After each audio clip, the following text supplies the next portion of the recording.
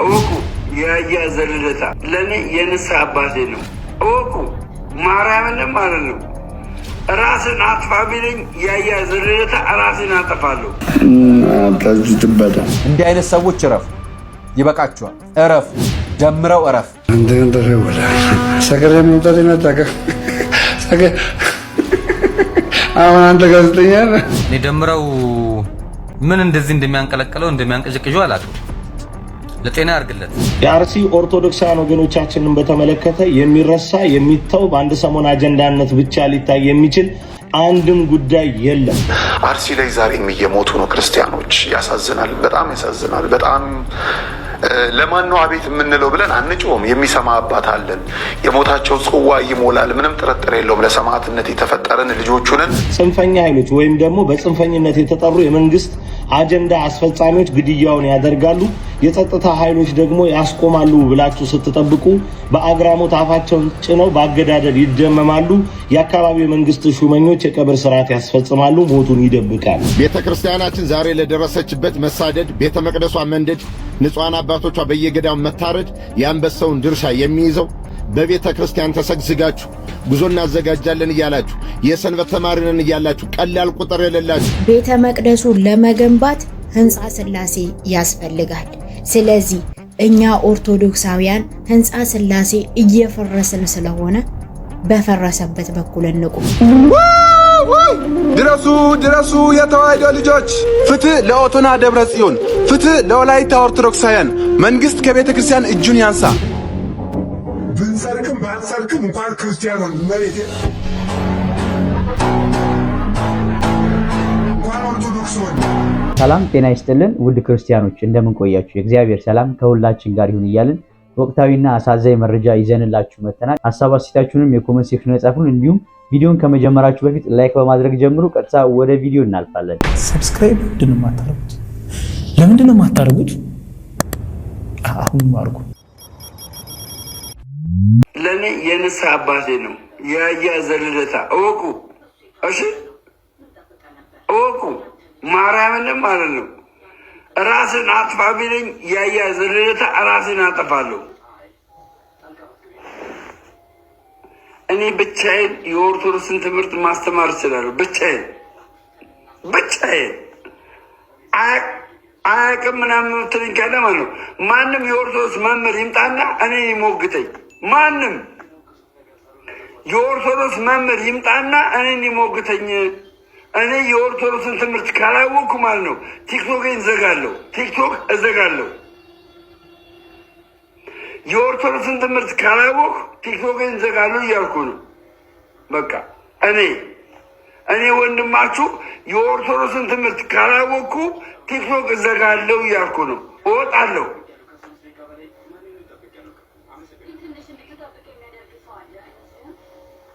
እኔን ብሎክ ያደርገኛል ሞኩ። እኔን ብሎክ ያደርገኛል። እንዴት እኔን ብሎክ ያደርገኛል ሞኩ? እንዴት ብሎክ ያደርገኛል? እንዴት ነው ብሎክ የሚያደርገኝ? ደፋር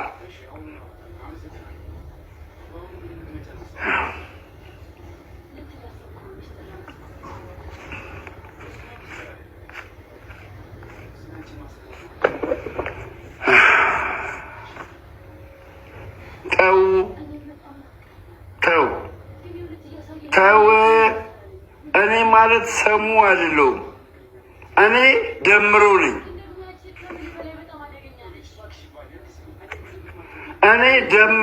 ነው የምልህ። ገባችሁ? ጋዲሳ እኔ ከመጣ በጣም ቆይቷል። በጣም ማለት ነው። ጋዲሳ እስኪ ለምን ብላችሁ ጠይቁት። ለምን ነው ደምሮ ቤት የማትገባው ብላችሁ ጠይቁት። መልስ ካለው እኔ ከነ መረጃ መጣበታለሁ። ጋዲሳ እኔ ቤት ለምን ነው የማይገባው? ውጣ አትበል በእናትህ። ጋዲሳ እኔ ቤት ለምን ነው የማይገባው? ምን ንገሩኝ እስኪ። ደፋር ወላካሎ እኔ ያያ ዘልደታ ወደዋለሁ ማርያምን ወላካሎ ታጅትበታ እያንዳንዳችሁን ያያ ዘልደታ ይበልጣችኋል። እያንዳንዳችሁ ማለት ነው ምድረ ምቀኛውላ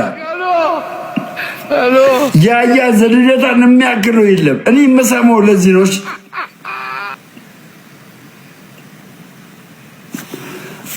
እኛም አንመጣን ከዚህ በኋላ። ስለዚህ ብሎክ ላርጋ እንዳትመጣ። እንዲህ አይነት ሰዎች እረፉ፣ ይበቃችኋል። እረፍ፣ ደምረው እረፍ።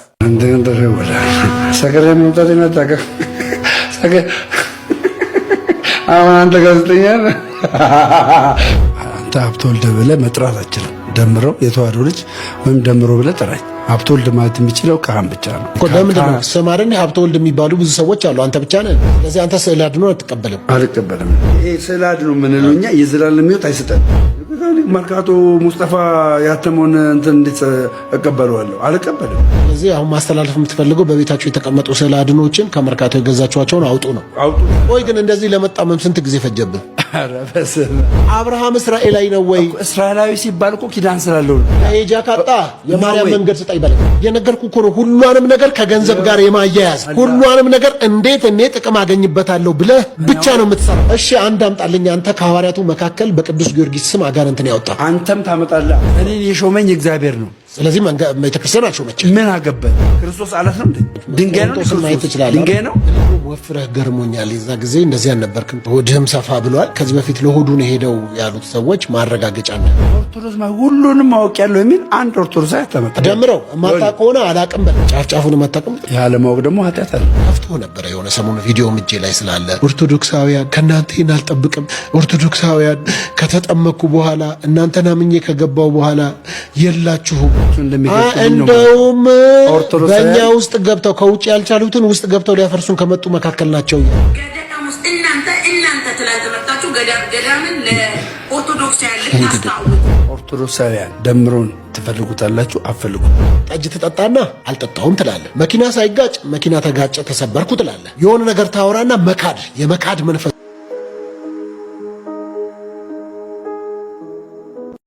እኔ ቤተ ክርስቲያን ያስተማረችኝ ትምህርት ተረጋግቶ መማረር ነው። እኔ ደምረው ምን እንደዚህ እንደሚያንቀለቀለው እንደሚያንቀጭቅዡ አላውቅም። ለጤና ያርግለት። እኔ ሰው እንደሱ ሲንቀለቀል ሲንቀጨቀጭ አይቼ አላውቅም። እግዚአብሔር ይሁነው፣ ወንድማችን ነው። ኦፍ ኮርስ ግን ገና ነው። በቃ ገና ሸበተ እንጂ ገና እንጭጭ ነው። ጸጉሩ ነጭ አወጣ እንጂ ውስጡ ገና ጥቁር ነው። ደምረው ገና ነው። ገና ሕፃን ነው። አልበሰለም። እድሜው ትልቅ መሆኑ ብቻ አትዩ። ገና ነው። ጥሬ ነው ገና እና ስለዚህ እኔ አልፈርድበትም። እኔ አልፈርድበትም። ያሳዝነኛል ሁላ አሁን ሳይ በቃ ያሳዝነኛል። ኦቨር ገንዘብ መውደድ በኢየሱስ የሚመታ ይሄ መንፈስ ጋውት ጨዳስ። የአርሲ ኦርቶዶክሳውያን ወገኖቻችንን በተመለከተ የሚረሳ የሚተው በአንድ ሰሞን አጀንዳነት ብቻ ሊታይ የሚችል አንድም ጉዳይ የለም።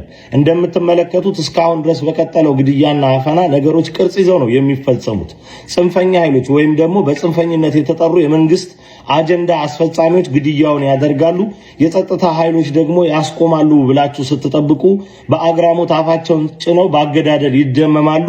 የአካባቢው የመንግስት ሹመኞች የቀብር ስርዓት ያስፈጽማሉ፣ ሞቱን ይደብቃሉ። እየሆነ ያለው ነገር ይህ ነው። ስለዚህ በዚህ ሁኔታ ውስጥ ሚዲያ ላይ በመጮህ ብቻ መፍትሄ አይመጣም። መሬት ላይ ወርዶ ስራዎችን መስራት ፍጹም ተገቢ ነው። የሚዲያውን ለመናቅ ፈልጌ ሳይሆን መሬት ላይ ግን ተራማጅ የሆነ እንቅስቃሴ ያስፈልጋል። እንደምታውቁት ጩኸታችንን አድምጦ ለተግባራዊነቱ የሚንቀሳቀስ አንድም የበላይ አካል ባለመኖሩ ጉዳዮች በዘገባ ብቻ መታለፍ አይጠበቅባቸውም። ዓለም አቀፉ ማህበረሰብ ጉዳዩን እንዲሰማው በማድረግ የመጀመሪያውን እርምጃ ስንጓዝ ተመልክታችኋል። ያ ማለት ነገ ለሚኖሩ የትኛውም አጸፋዊ እርምጃዎች ተጠያቂ ላለመሆን። እንግዲህ በማህበራዊ ሚዲያውም እንደምትመለከቱት የጽንፈኛ ኃይሎች ተባባሪዎች ሟች በተጠራበት ገዳይ ምንም ነገር ባልተባለበት ሁኔታ የገዳይነቱን ድርሻ ወስደው አጀንዳ ሲያራግቡ፣ በተለይ ደግሞ ኦርቶዶክሳውያንን ገዳይ ሲያደርጉ የተመለከትንበት አጋጣሚ እጅግ የሚያስገርም ነው። ለማንኛውም የአርሲ ጉዳይ ፈጽሞ የሚረሳና የሚዘነጋ አይደለም። አጀንዳችን ዛሬም አርሲ ናት። አርሲ ላይ ዛሬም እየሞቱ ነው ክርስቲያኖች። ያሳዝናል፣ በጣም ያሳዝናል። በጣም ለማን ነው አቤት የምንለው ብለን አንጮም። የሚሰማ አባት አለን። የሞታቸው ጽዋ ይሞላል፣ ምንም ጥርጥር የለውም። ለሰማዕትነት የተፈጠረን ልጆቹ ነን። እንግዲህ ቤተክርስቲያንን ለማጽናት የኛ ደም የሚያስፈልግ ከሆነ ሞታችን ይቀጥላል፣ ምንም ጥርጥር የለውም። ገዳዮቻችን ይሰለቻቸዋል እንጂ እኛ ሞታችንን አናቆመውም። የምንሞተው ስለ ስሙ ብንኖርም ብንሞትም የእሱ ነውንና እሱ ጋር ለመሄድ እንድንፈጥን አደረጉን እንጂ ሌላ የሚሆነው ነገር የለም።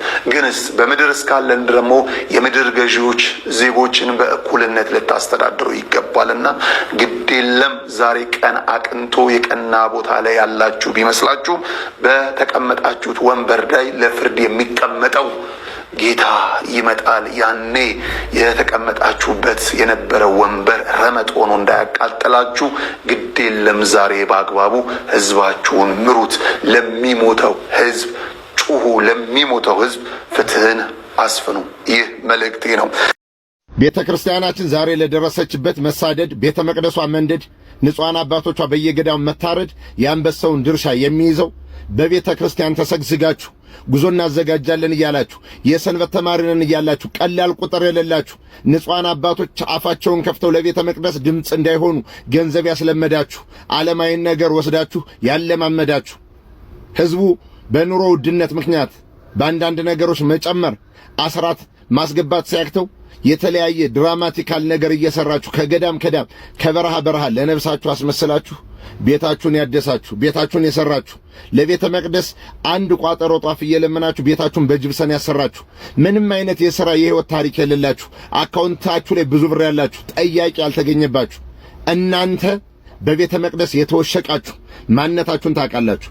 ከኪሳቸው አዋጠው ጉዞ ሲባል ቤተ መቅደስ ሲባል ጧፍ ገዝተው ሻማ ገዝተው ቤተ መቅደስን የሚያገለግሉ እንዳለ ሁሉ ቁጥራችሁ ቀላል የማይባል ከቄሳ ውስጥ እስከ ጉዞ አዘጋጅ ከላይ እስከ ታች ተናባችሁ በአገር በጎጥ ተከፋፍላችሁ ቤተ መቅደስ ተነካ ብላችሁ እንደ ኤሊ ቅርፊት ከለር ሰጣችሁ።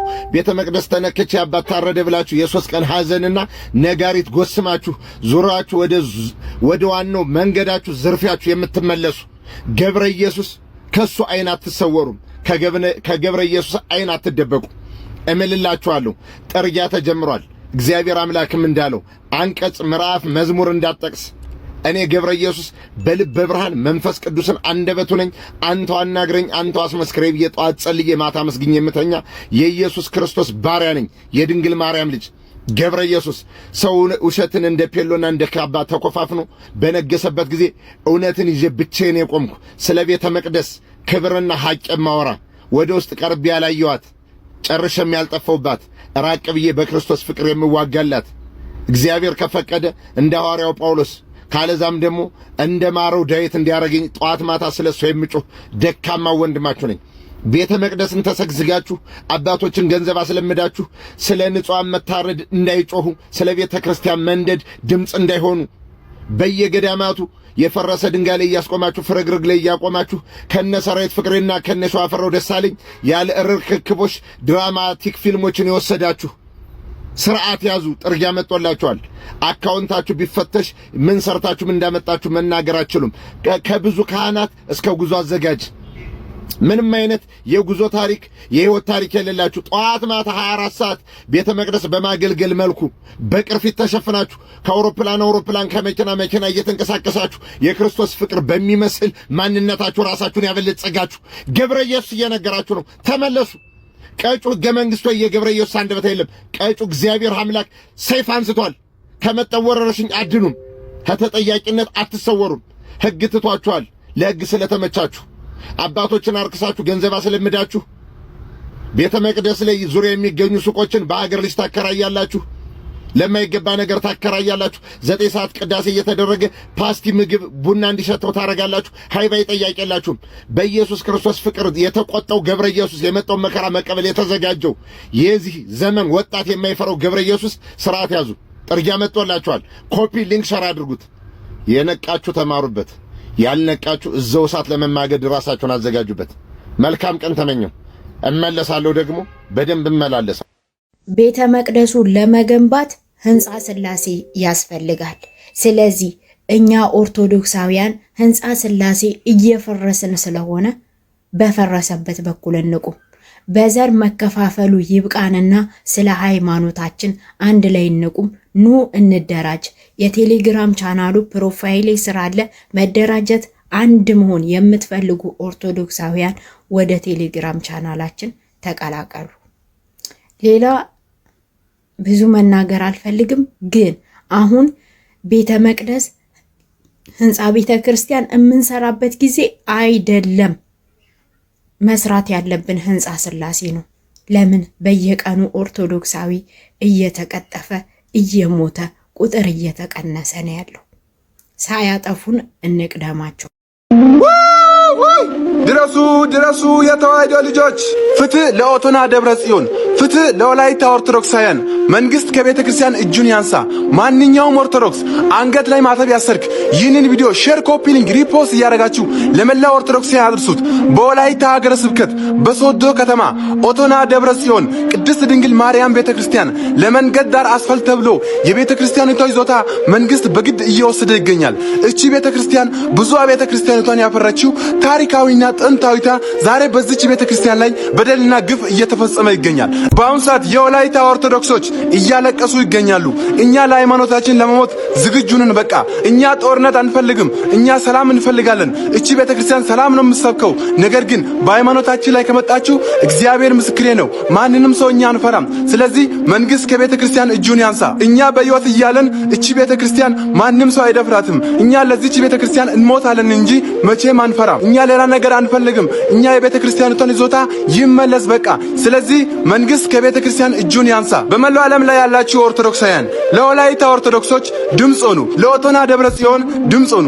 እባካችሁ ኦርቶዶክሳውያን አንገት ላይ ማተብ አስረ አንገት ላይ ማተብ አስረሽ ስለ ቤተ ክርስቲያን ድምጽ ሳትሆን የምታሳልፍ ከሆንክ አንተም የቤተ ክርስቲያን ጠላት ነህ፣ አንቺም የቤተ ክርስቲያን ጠላት ነሽ። የቤተ ክርስቲያን ጉዳይ ይመለከተኛል የምትል ከሆንክ ይህንን ቪዲዮ ከምንም ጊዜ በላይ ሼር፣ ኮፒ ሊንክ፣ ሪፖስት እያደረጋችሁ ለመላው ኦርቶዶክሳውያን አድርሱት።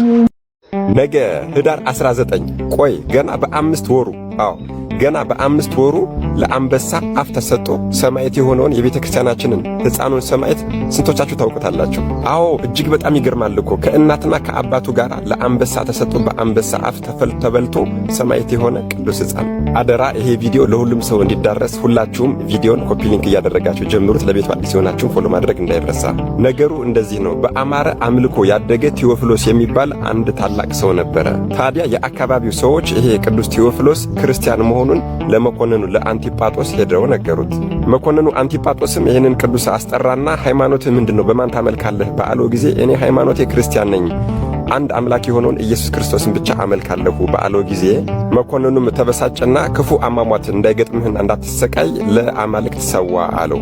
ይሄ ቅዱስም ለጌቴና ለአምላኬ ለኢየሱስ ክርስቶስ ብቻ ነው እንጂ ለረከሱ አማልክት አልሰዋም ባለው ጊዜ በእንጨት ላይ ሰቅለው የሆድ ዕቃው እስከሚታይ ድረስ ሆዱን እንዲሰነጥቁትና የሆድ ዕቃው እንዲዘረገፍ አደረገ። እሱ ግን በልዑል እግዚአብሔር ኃይል ስለተጠበቀ ምን አልነካውም። ከዚያም መኮንኑ በዚህ ምንም እንዳልሆነ ባወቀ ጊዜ እሳት አንድደው ከእሳት ውስጥ እንዲጨምሩት አደረገ። ይሄ ቅዱስ ግን በእሳት ውስጥ ቆሞ ሲጸልይ እሳቱ እንደ ውሃ በረደና ጠፋ። እንደገናም ደግሞ ይሄ ሁሉ ነገር እንዳልገደለውና ምንም እንዳላደረገው ባወቀ ጊዜ በረሃብ ይሰቃይና ይሞት ዘንድ ወስዶ በእስር ቤት ውስጥ ጠባቂ አስቀምጦ በረሃብ ይቀጣው ጀመር። በ8ኛው ቀን ግን ባለቤቱ ጴጥሪቃ የ5 ወር ሕፃን ልጇን ይዛ መጥታ የክርስቶስ ሰማዕት እንዲሆን ባለቤቷን ቅዱስ ቴዎፍሎስን አጸናቸው። ታዲያ መኮንኑም በ8ኛው ቀን ይሄ ቅዱስ ቴዎፍሎስ እንዳልሞተ ባወቀ ጊዜ ምግብ ደብቆ እየሰጠው ያለ ሰው እንዳለ ለማረጋገጥ ወደ እስር ቤት ገባ። እስር ቤት በሚገባ ሰዓት ግን የብርሃን ምንጣፍ ለቅዱስ ቴዎፍሎስ ተነጥፎለት 3 ቅዱሳን መላእክት ከበውት ሰማያዊ ምግብ ማርና ወተት የሚመስል ሰማያዊ ምግብ እየመገቡት ተመለከተ። በዚህ ሰዓት እጅግ በጣም ደንግጦ እየወደቀ እየተነሳ ከእስር ቤቱ ወጥቶ ሄዷል። ከዚያም ወደ አደባባይ ይህንን ቅዱስ ቴዎፍሎስን አስጠራውና ለትልቅ አንበሳ እንዲሰጥ አድርጎታል። አንበሳውም መጣና ቀጥታ ቅዱስ ቴዎፍሎስን እግሩ ላይ ሰገደለትና እግሩን ላሰው። ከዚያም የእግዚአብሔር ፈቃድ ሆኗልና ባቱን ቀስ አድርጎ ነክሶ አቁስሎ በዚሁ ሰማዕትነትን እንዲቀበል አድርጎታል።